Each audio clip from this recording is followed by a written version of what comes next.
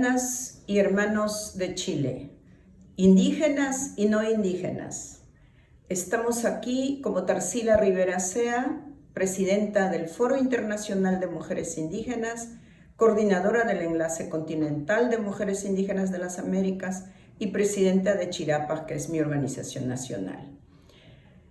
El contexto de la constituyente en Chile nos llama a reflexionar y poner en relieve la necesidad de la participación de las mujeres indígenas en la elaboración de esta constitución.